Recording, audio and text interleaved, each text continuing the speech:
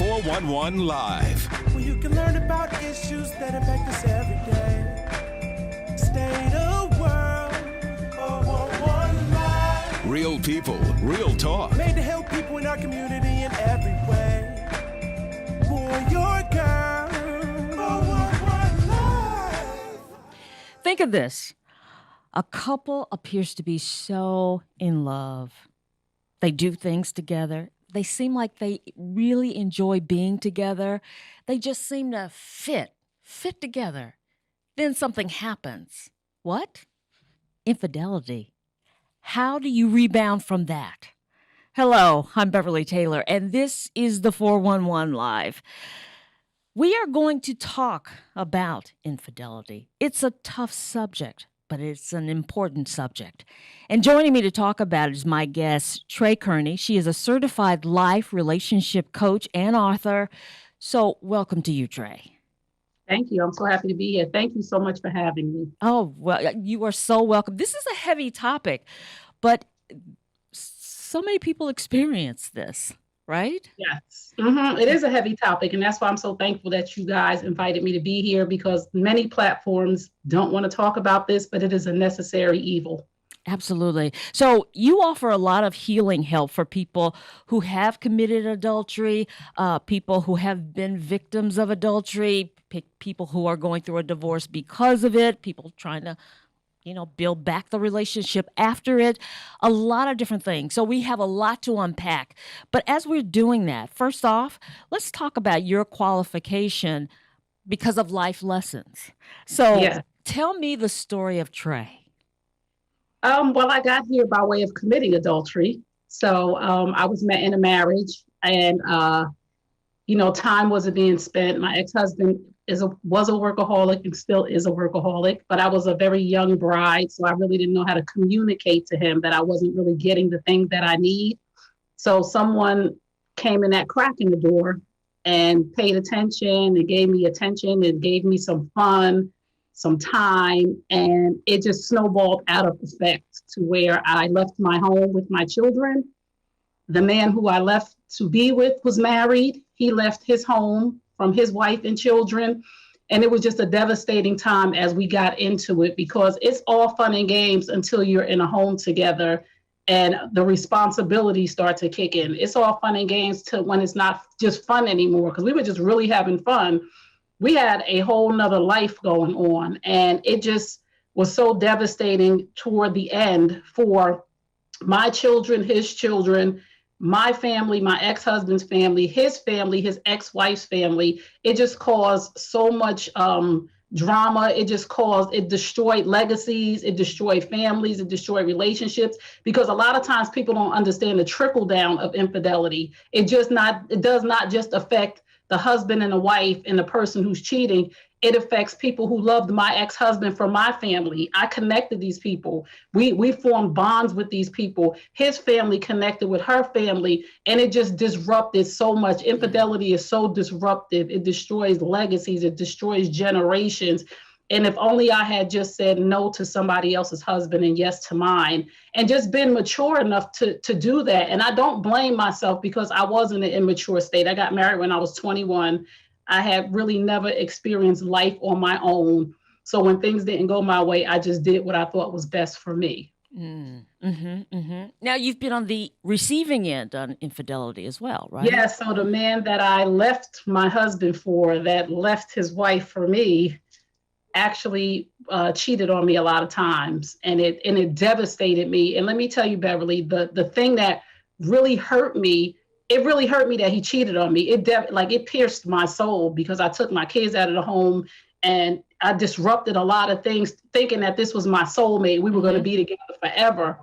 And when he cheated on me, and I saw the pain that I had left my ex-husband in, and the pain that I had left his ex-wife, and that is what devastated me to my core, because I knew how they felt. And I lived in this bubble of guilt for so long. I lived in this prison of guilt for so long, because I didn't know how to release myself from. I knew that me being cheated on, I was on the floor in the bathroom, balled up in a knot, sometimes getting out of the shower, just trying to understand. There were nights that he disappeared and I thought he was dead on the side of the road. And I'm calling around, have you seen him? Where it's so for them to have experienced that at the hands of me devastated me to my core. So that's why I began to talk about it, because I never want another family to experience the pain that I know that I experienced, that I know they experienced. And it just helped me to begin to heal and unpack as I was on my journey. I believe truth plus transparency equals healing. Me dealing with my truth, being transparent with the world, began to help me heal. I really, really appreciate the courage that it takes to step out and tell your story, because a lot of people would not want to disclose what they did, what happened to them. And you are doing that to help other people. So I think, kudos to you for doing that. Thank you. Because there are so many people who are going through it and thinking, I'm the only one, or what do I do now? Or they're still on that floor curled up in that ball. You know what I mean? Yeah. So looking back as your journey of unpacking and, that self-reflection, self-awareness, looking at all of this stuff. I know you talked about immaturity, but are there some things that you have learned that you didn't have the tools in your toolbox to keep from doing this? Yes. I mean, there's a lot of people who grew up in dysfunction. Mm-hmm. So Beverly, when dysfunction is normal, it's just normal. We have to learn that dysfunction is not normal. My stepdad was married and he lived with us. My stepdad, my mom's boyfriend, my mom was a side chick, basically. It wasn't mentally like that because he was with us all the time. He had left his wife, but they had not gotten a divorce. They had not parted. He just moved in with us and life went on. So when that's what's normal for you, that's what you do. So along my journey, I learned that I had to unlearn some things that I saw my parents do, because my stepfather was my father. He was very present in my life. They just didn't do it the right way. So I had to learn that dysfunction is not normal. That was not a normal relationship. This is not how you operate when you want to be with somebody. If a relationship is not working, you leave. You end a relationship before you start another one. Right. But so many of us don't know that because that's not what we saw growing up in the 70s, 80s, and even the 90s. So I wanted to unpack a lot of stuff for me so I didn't put that boulder on my children's back, that they would think that when you're done, you just walk off and you don't complete what you finished over here. And I also learned that, we have to be accountable for who we are when we are adults. Like, I can't use the excuse that my parents did this or that. And so many of us walk around like my mother was this or my father was that. That was my mother's story. That doesn't have to be my story. So I had to learn that I am where I am based on my choices. I committed adultery based on a choice and based on immaturity. So I needed to go and strengthen that muscle where I was immature, which was communication. I believe that every person cheats. And we all have our reasons. We all have our excuses. Mm-hmm. I believe that every person cheats because they're immature in a certain area, whether they're immature in money and it causes a breakdown in a relationship, whether they're immature in communication and it causes a breakdown in a relationship, whether they're immature in not knowing their body and they can't sexually be satisfied. It's an immature area where we need to strengthen our muscle. When people ask me, why did you cheat? Because I was immature and I just did what I wanted to do. I didn't think about the effects that it would the pain that it would cause other people. I didn't think about how it would affect other people. I wasn't in that state of mind. I was immature and it was about Trey. This is what I need. I need somebody to pay attention to me. And when old boy came and was paying attention to me, I was good with that. When we was having fun, I was good with that. And I was saying to myself, I was getting what I needed. And I want women to understand who are going through this, who are going through the devastation of infidelity, whose husband is out with somebody. That woman is not doing it to harm you. She's not doing it to hurt you. She's immature, she's insecure, and she's not thinking about anybody right now. Along her journey, she may, but I always tell the wives too, you also have a choice here. Because when I deal with infidelity and working through things with couples and people, I tell them everybody is responsible and accountable for their part in infidelity, right? Mm-hmm. I hold the wife accountable for infidelity and I hold the side chick accountable for infidelity. Wife, you are accountable to your children watching this go on and making this normal for them. You have a voice, you have a choice. And I hold the side chick accountable, because a lot of side chicks say, oh, well, he's the one that's married. What about you? What does that say about you as a person? Remove her from the equation. What does it say about you as a person that you would sleep with somebody else's husband, that you would allow a man to sleep with you? Yeah. Get up, sometimes not even take a shower, and rush home to his wife to sleep with her, because don't think that they're not. I've been on both sides of the fence. Okay, I've seen this happen, and go home and pretend like I wasn't with another man to have to satisfy my husband. And husbands do it all the time, to pretend like they wasn't with another woman, to run home, jump in the shower, and have to sleep with their wife. So side chicks, you're not special, you're easy, and you're convenient. And this is what the men tell me. No, she's not special. She's easy, she's convenient, and she makes herself available anytime I want to be with her. So the responsibility is on all of us, and the accountability, and I'm big on that. Wow. The woman knows of which she speaks. Okay. Now, you have the, talking about the side chick, you have this pledge, no side chicking pledge, which yes. When I read that, I thought, oh my gosh, this is good. Will you read that? Yeah, actually, I don't have to read it. The hashtag no side chicken pledge is a pledge to for women to take, and to honor, guard, and respect each other's relationships, and to honor, guard, and respect ourselves, in hopes of ending the infidelity epidemic. Wow. Wow. So, yes. So you're saying basically don't look at it like, I'm getting all this from this guy, I'm having fun with this guy, but just broaden the picture. Look at it from all angles, and seeing that you're just this piece, but this yes. man has his whole life, and you're yes. really an insignificant piece. Yes, you're just filling a void. Yeah. Most men go outside of the home because there's something that's not being fulfilled. And to the wives, there is no way in the world that you are blamed for a man deciding to go and stick his penis in another woman. That is his responsibility. But there are some things that don't go on at home that we have to be aware of as wives. Men do need communication. Men do need affirmation. Men do need to feel like they're needed. Men do need to feel heard. Men do need to feel loved. Men do need to feel to be valued, like they still matter in the house. We don't want them to treat us like a piece of furniture. But sometimes we get into relationships and we get comfortable. When the kids come, I don't have time for you. We put our man on the back burner all the time. When the girlfriends call, I got to go hang out. When mom calls, or when duty calls, when work calls, we are quick to put the man on the back burner. So we have to really understand that when there's a void, and there's no excuse for him to go be with another woman, but he will go fill it. And sometimes it is another woman. Sometimes it can be alcohol, food, drugs, whatever. But a lot of the times it's another woman, because women hone in, right? We see a man at work and he comes to work, he's unhappy. What do? Hey, he looks like you're having a bad day. Yeah. Yeah. And then we come the next day, I baked cookies last night. I made you some. Oh my goodness, your cologne smells so good. Oh, you look so nice.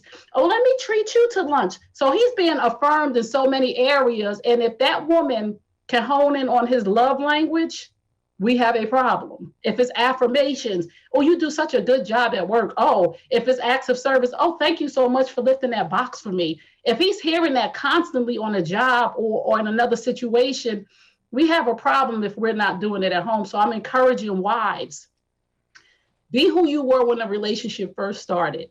I'm not saying that kids don't come in and things get crazy. I have kids of my own. Right. I'm not saying that we have to work a job. I'm just saying be attentive to your man, because if you're not, somebody else is willing to. And just like us as women, men are vulnerable too. Men have weak spots. So we don't want to really leave that crack in the door. We want to have these check-ins, like, maybe every 3 months, to say, everything okay? What's going on at the job? Are you sexually satisfied? Am I spending enough time with you? I'm sorry I spoke to you that way. Thank you so much for making sure that the mortgage is paid and the car note is paid. We have to be attentive to our men if we want to, because we want them to be attentive to us. Right. And when they're not, like I said, so I creep. Yeah. You know what I'm saying? I'm speaking from experience. He wasn't attentive and it was a crack in the door. Yeah. And like I said, he's not responsible for the fact that I cheated, because I'm accountable for that. But two people are accountable for the breakdown in a relationship. The person who cheats is accountable for his cheating, but cheating happens there's a breakdown in a relationship long before a man or a woman goes out to cheat. Right, right. You were talking about, and we're almost about to take a break, and we're going to come back and finish this, but you were talking about communication, and you were talking about the things that you need to say, affirming and different things with your mate. And good communication is when you have a void within you, some need is not met, to be, I don't know what the word is, but to speak to your husband and tell them what is missing, right? What the void is, right? Be secure enough to do that. Yeah, but we have to learn how to communicate, right? Mm-hmm. We all come from different lenses. In my home, there was really no communication. Things just went on. We didn't sit down and have conversations about, is everybody okay? And, right. How's life going? And what about school? And did you do this? So we didn't sit down and have those conversations. So I had no communication skills. I didn't even know what communication was. It was just day to day. There is a give and take in communication. When someone comes to you with a problem, it's not a time for you to dump on them. It's a time for you to solve that problem. Like if I come to you and say, Beverly, listen, at work yesterday, you were a little snippy and you yelled at me. It's not a time for you to say, well, what about the time when you did this or did that to me? It's a time to say, oh my goodness, that was not my intention at all. I appreciate you coming to me. And then if you have a problem with me, that's not the time to address it. When that has been settled, then you should go and the next time come on your own time and say, hey, I wanted to talk to you about something. And when I was in therapy, the therapist called that dish piling. Nothing gets solved if you keep piling dishes on top of a problem. Well, you did this and then you did that. Well, you did this and then you did that. No. Nobody's listening. We have to stay on topic. If I come to you, Beverly, you didn't have a problem with me until I came to you and said I had a problem. And that is not effective communication. Yeah. Communication is a skill. And sometimes it's underdeveloped in a lot of us. And we have to learn how to communicate. We have to learn what type of communicator we are. You may be a passive communicator. I may be aggressive. I'm going to eat you up if you don't know the type of communicators. But if you know about passive, aggressive, assertive, you know how to deal with the people on your job and in your house. But if you don't know these things, because people think when you say communication, it's Trey talking and Beverly listening, it's Beverly talking and Trey listening. No, there's styles and types of communication. Right. We have to know about these things and we have to build these things. And we have to unlearn some forms of communication. Because if you came from a place where people in your home were just yelling and screaming, that's normal to you. Mm-hmm. And it's a trigger for some of us, so we have to be mindful of how to communicate and what communication does to certain people. All right, we're going to pause. We're going to come back on this communication issue. Let's take a quick break. You are listening to the 411 Live, Real People, Real Talk. We'll be right back. Every day, millions of people are connecting. And even though we're overcoming obstacles, watching each other's backs, and banding together, we should still make an effort. To get to know each other on a deeper level. Father, cosplayer, mentor, actor. It's time we take a step forward. Come together and discover how accepting our differences can make us stronger. If I could be you, and you could be me for just 1 hour. If we could find a way to get inside each other's minds. Walk a mile in my shoes. Walk a mile in my shoes. Well, before you abuse, criticize, and accuse. Walk a mile in my shoes. Welcome back to the 411 Live. We are talking to Trey Kearney. She's a certified life relationship coach and author. And we're talking about relationships and infidelity.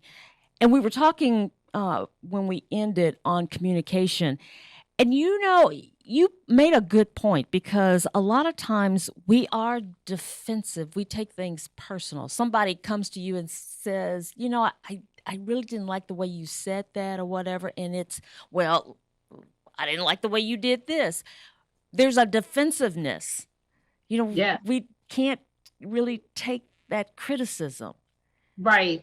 And that's a learned behavior. I mean, I haven't always been a good communicator. After I went and got help, I know how to communicate now, but we have to be self-aware of who we are and what are those skills that we need to hone in on. What are those skills that we need to learn? Like I said, nobody taught me about communication. I was just winging it. Like, okay, you yell at me, I yell at you.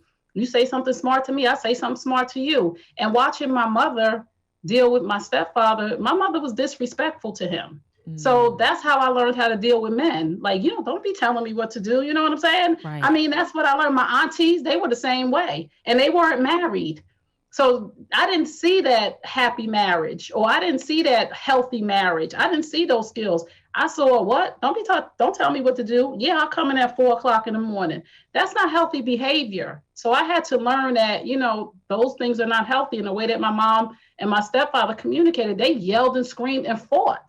So for me, I have non-negotiables in my relationships where you can't scream at me. That's a trigger for me. That triggers me because I knew that after screaming, and these are forms of communication, because communication is not talking, only talking is body language.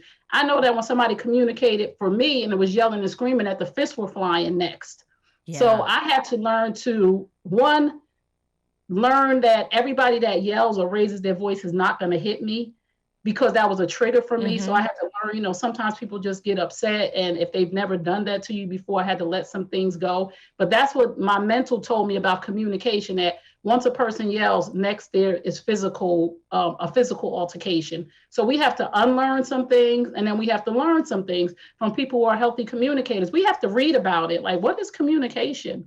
We have to go around people who have healthy relationships and see a husband and a wife communicating, or a boyfriend and a girlfriend or a fiance, communicating with each other in a healthy way in order to say, oh, that's possible. Yeah. She really talks nice to him, and he really talks nice to her. And we have to believe that it is possible. We are quick to believe negative things, people fighting and yelling and screaming. And then we'll see somebody who's loving and kind on social media or in front of us, and we'd be like, I bet you they ain't like that at home.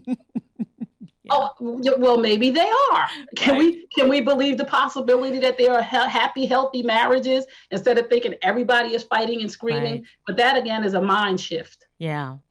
When you talk about infidelity, I was thinking, I have so many friends.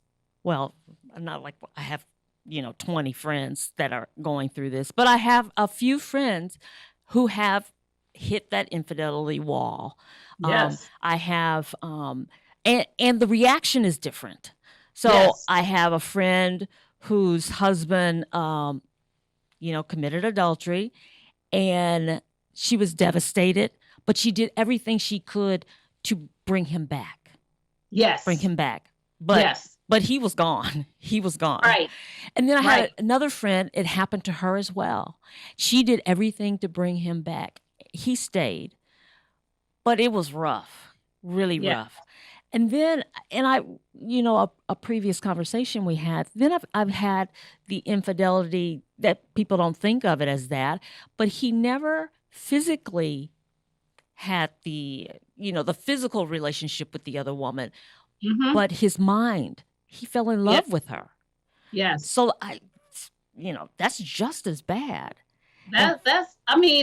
To have that emotional intimacy is so much deeper than just having sex. Yeah. Because it's hard to disconnect from somebody emotionally that has tapped into that inner part of you that nobody else understood. That's why I said for wives, we have to be careful when we're not paying attention to our relationship, and that other woman comes in and taps into that love language and taps into that intimacy that your husband probably didn't get growing up, but that's a whole nother conversation.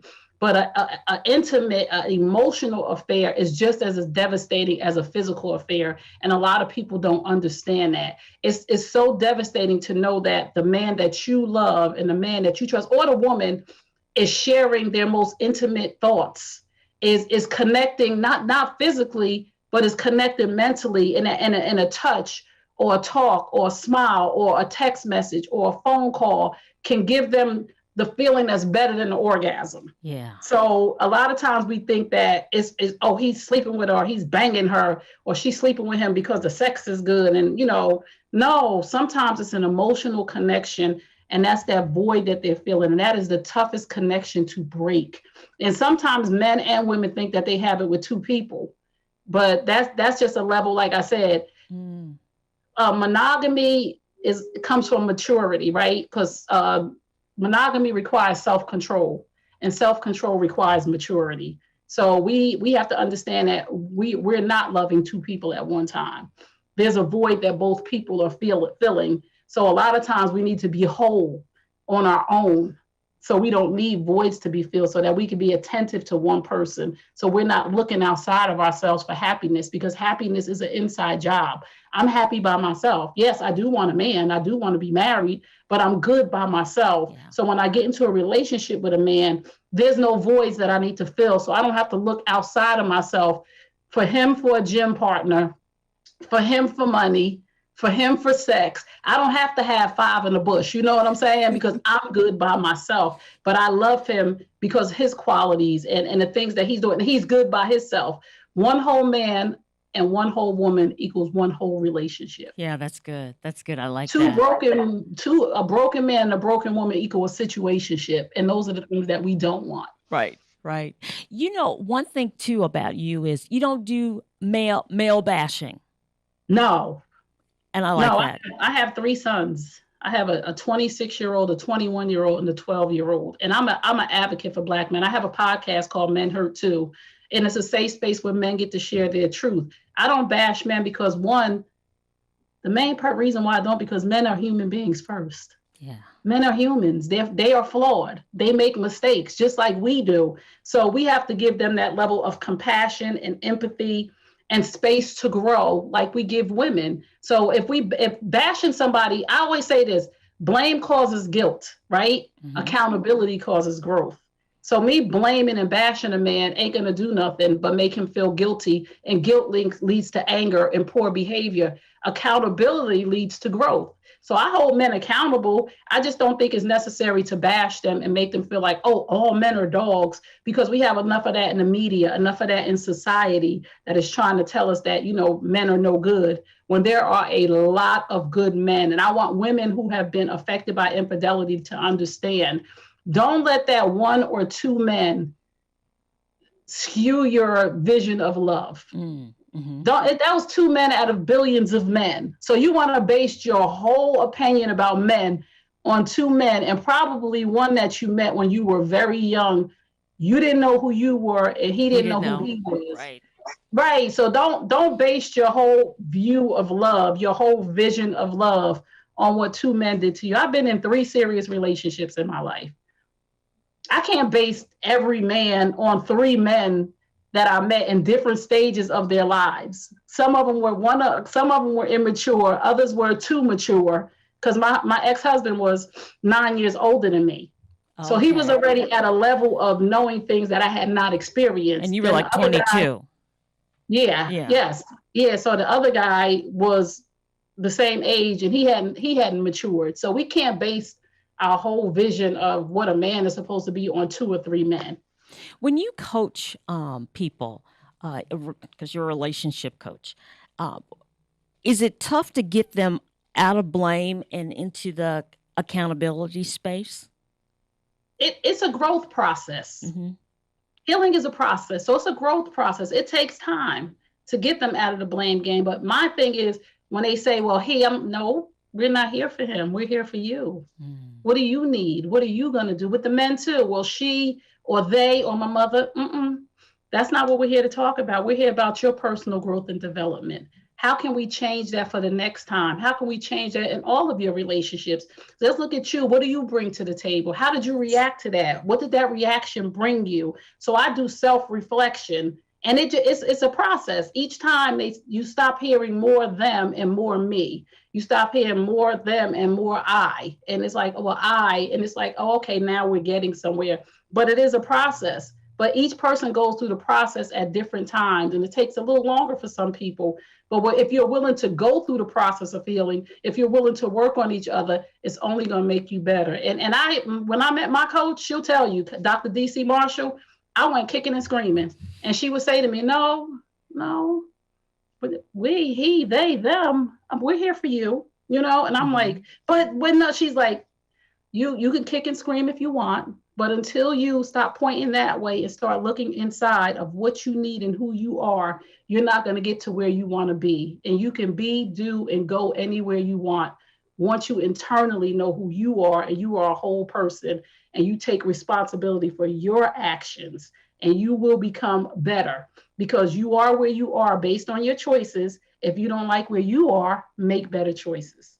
Very good. Very good. So people who are listening who feel stuck, or people who are in a devastating position where they're still, on the floor, in the ball, crying, people who need the help to getting to that next level, to looking at that self-awareness, the whole thing. You're there. You're a life coach. They can contact you, right? Yes. Okay. Get help. That's the main thing, Beverly. So many people are trying to do this on their own. If you have a heart condition, you go to a doctor. If you have, a mental issue, you go to a psychologist. If you have an issue on infidelity, I have experienced it, and there's no better person to help other people than people who have experienced what you've been through and overcome. But nobody can help you if they don't know that you need help. You don't have to be on a ball on the floor by yourself. You don't have to cry every day alone. You're not the only person that's been through this. Seek help. I always tell people, just ask for help. That is the one thing that got me from where I was to where I wanted to be, was seeking my coach. I heard her on a podcast, on a Girlfriends Pray. That's where I met her. A friend of mine, when I was really going through the devastation of infidelity. It was really bad. Like, my whole life seemed like it was just over. And she said, her name was Susie. She said, you need to get on Girlfriends Pray. And I was like, well, what is that? And she's like, it's a prayer line for women. And I was like, I ain't praying for nobody. She was like, you don't have to pray. They pray, they intercede, they pray for you. And DC Marshall, my coach, is the founder of Girlfriends Pray. And I heard her on it afterwards. She said, I'm a life coach and I have this program. And she was just telling about it. And I said, I ain't paying this lady to talk to her. And then she said, you know what? I don't need your money. This is for you. I have businesses. And that was it for me. It clicked. I said, you know what? I need to talk to her. And from there, I've reached out. I made a way. I couldn't afford it at the time, but I made a way. I cut out buying coffee every day. I got a Keurig and I made a way. So don't say I can't afford it, because people have excuses. I can't afford it. It's too much. I can't. No, the only way to move forward and to be better is to ask for help. You are not alone, and you don't have to go through it alone. How can someone get in touch with you? You can find me at www.traykearney.com, www.traykearney. You can follow, friend, and like me on Facebook, Instagram, Twitter, all things at Tray Kearney. All right. I need to mention that you have 2 books. It's Healing Time, Restoring Hope in Women After Infidelity, and Men Hurt Too, which I love that title. That's great.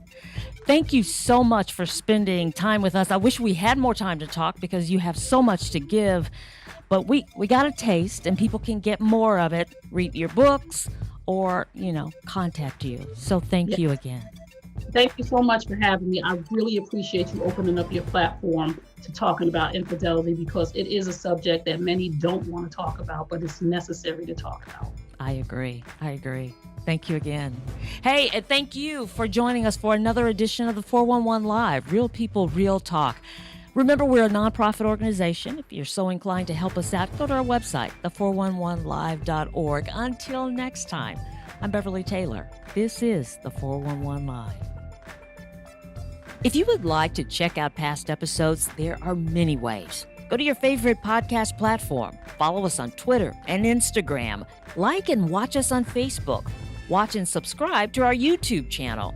And if you have suggestions for future episodes, go to our website, the411live.org.